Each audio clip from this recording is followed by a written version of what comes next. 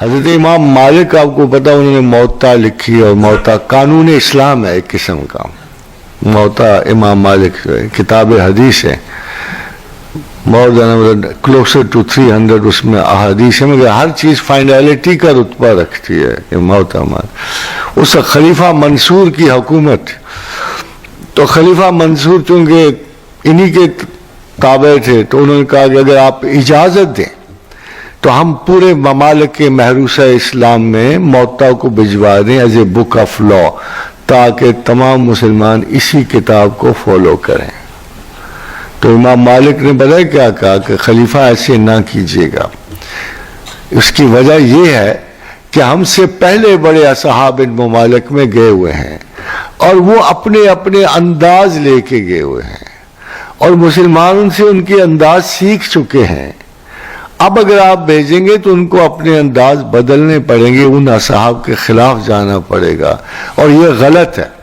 انداز میں، طریقوں میں کسی قسم کا فرق امپورٹنٹ نہیں ہے، کسی قسم کا فرق. امام مالک کی یہ رائے حتمی ہے کہ جہاں جہاں پہلے اسلام پہنچا، جو جو صحابی وہاں پہنچا، صحابہ کے نجوم وہ سب ستاروں کی مثال تھے، ان سے لوگوں نے گائیڈنس لی، علم حاصل کیا.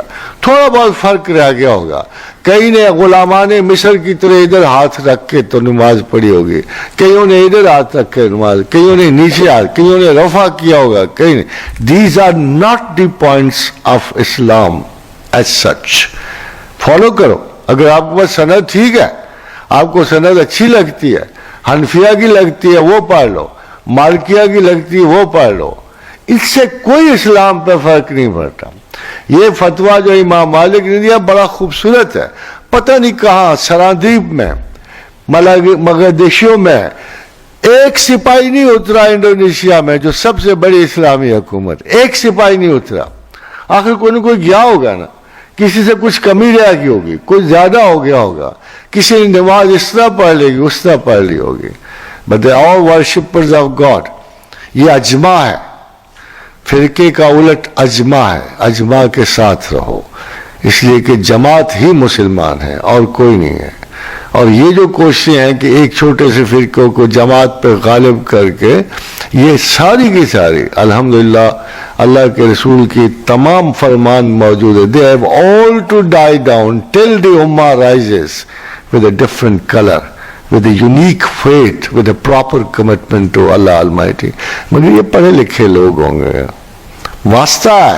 جو آپ کا مخالف ہے، جو آپ کا دشمن ان پڑھ ہوتا تو یہ ٹھیک ہوتے، مگر واسطہ بڑی لٹر ایڈوانسڈ مخلوقات سے ہے جو خدائے زمین کے تصور میں ہیں. واسطہ جن لوگوں سے پڑھا ہو وہ کائنات پھرول رہے ہیں، وہ زمین و آسمان کی کلیدیں ڈھونڈ رہے ہیں. آپ ان سے ان چیزوں کی مدد سے نہیں لڑ سکتے. You got to be a little more. You got to be as good as you are. آپ کو سائنسز سیکھنی ہے، خدا کی تحقیق کے علوم سیکھنے ہیں. یؤتی الحکمت من یشاء، جسے چاہا حکمت عطا کر دی. اور خاتون محترمات، اور یہ جو حکمت ہے ایکسیکیوشن ہے، سائنس ہے. علم کے علاوہ جب علم فیلڈ میں آتا ہے، عمل پذیر ہوتا ہے، تو اس کو حکمت کہتے ہیں. اور پروردگار عالم فرماتے ہیں یؤتی الحکمت من یشاء، جسے چاہتا ہوں حکمت عطا کرتا ہوں. ومن یؤت الحکمت فقد اوتی خیرا کثیرا، جسے میں نے حکمت عطا کی اسے خیر کثیر عطا کر دی. وما یذکر الا اولو الالباب، مگر سائنس والے اللہ کو یاد کم کرتے ہیں. گلا کیا اللہ نے کہ تمہیں میں نے حکمت عطا کیا، سائنسدان بنایا ہے، نالجبل پیپل بنایا ہے، جستجو والا بنایا، مگر میرے تو اصل فوائد وہی اٹھائے گا. وما یذکر الا اولو الالباب، اہل عقل کے سوا کس کو میں حکمت دوں، کسے عطا کروں. تو یہ آپ پر، آپ پوچھ بھی رہے تھے، اخلاقی ذہنی طور پر اللہ کی یاد صاحبان حکمت پر فرض ہے قرآن کی روح سے، کہ اللہ کو یاد کرو. جس چیز پہ غیر ممالک والے سالہ سال میں پہنچا، اللہ تمہیں पल भर में पहुंचाएगा। जैसे एक जिन ने अपने तख्त को उठाने का दावा किया पूरे 24 घंटे में, और क्या कहा उसने कि जिसे हमने किताब का इल्म दिया था उसने पलक झपकने में डिफ्यूजन कर दी और फ्यूज कर दिया। देखो खुदा उन तालिब इल्मों को क्या बख्शता है जो खुदा के लिए इल्म हासिल करते हैं। Science is a part of recognition of the knowledge of God.